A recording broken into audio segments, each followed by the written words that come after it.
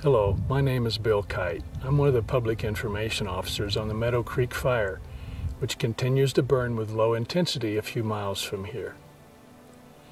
Standing looking at Storm King Mountain and reflecting on my 30 years of service to the fire community and the public allows me to share a few thoughts with you.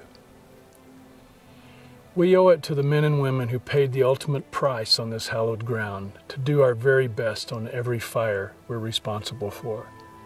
That way we honor them. We can no longer afford to fight Mother Nature.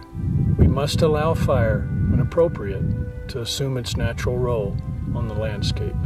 All we ask is that you listen to the lessons the Meadow Creek fire can teach us. Thank you.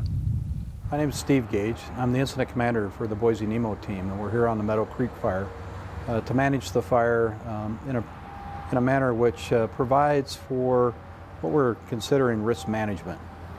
And one thing that has changed in February of 2009, we got new direction in how we implement the federal wildland fire policy, which has encouraged managers and fire management officers to look at the full range of response for every ignition.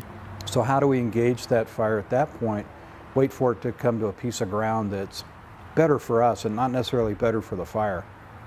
So that's the key thing we're trying to do, is provide for risk management and still achieve those objectives we're trying to get to. In the case of this fire, which was up in a very steep canyon, the choice to not put firefighters in there was the first consideration, to keep firefighters and aviators safe. And that's the risk management concepts that we use, where is there a reason to do that, and if there is, what will we gain and how much risk will we incur? So that thought process led us to not go after this fire. And then as it evolved, we realized that with a good plan in place and with patience to let this fire evolve throughout the summer, that we could manage it and keep the fire from moving towards facilities and improvements and down below towards the structures. For me, as a district ranger, being responsible for this part of the forest and the management thereof, there's some things that this fire has done for us that I feel have been really positive. We've been able to have a nice underburn underneath some spruce fir. In some places, it just burnt it, and now it's going to be open for aspen to come in and other shrubs and forbs and grasses. It's going to give us more age diversity in our spruce fir stand. And the way I look at it is that a 2,000-acre fire with 5 days of bad smoke every year is a whole lot better than a whole summer of smoke with a catastrophic type fire. And these fires will help us not have those in the future. This particular fire on the Meadow Creek fire was beneficial in another sense, because it burned in a mosaic pattern, so it wasn't just a complete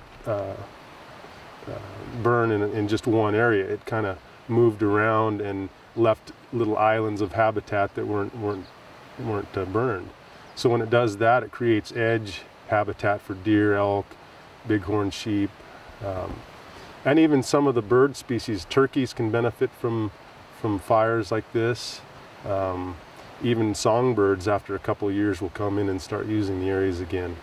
You know, the Meadow Creek fire was a perfect example of the type of fire we can manage safely and for ecological benefit. And when we saw this fire and we saw where it was and how we could manage it, we realized this is the exact type of fire we need to reintroduce or introduce into the system here.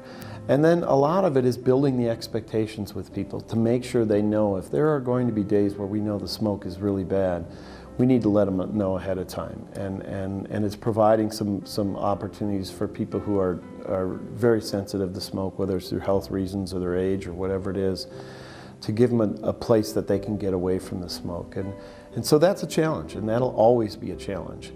Almost immediately, like in the Meadow Creek fire, you start to see new vegetation coming back very quickly. And it really greens up, and the habitat begins an almost instantaneous improvement at the micro scale. The macro scale, it takes years and years and years.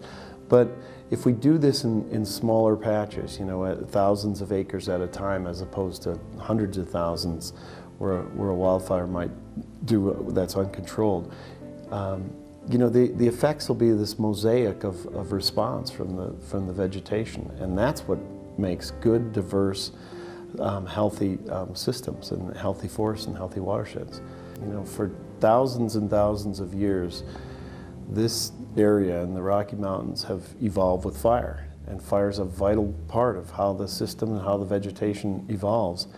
And so when we look at a fire like this, we have to balance those, you know, the risks and the benefits, and this was one that the benefits outweighed the risks. The days when we suppress all fires and move on to the next one are behind us. This kind of fire we're going to see more of because it makes sense and it's safer in many cases.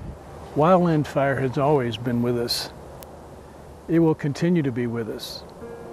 It's part of nature's way, and although a risky business, we must incorporate fire into how we manage the land. I hope generations to come will see the Meadow Creek fire as an example of how to do just that.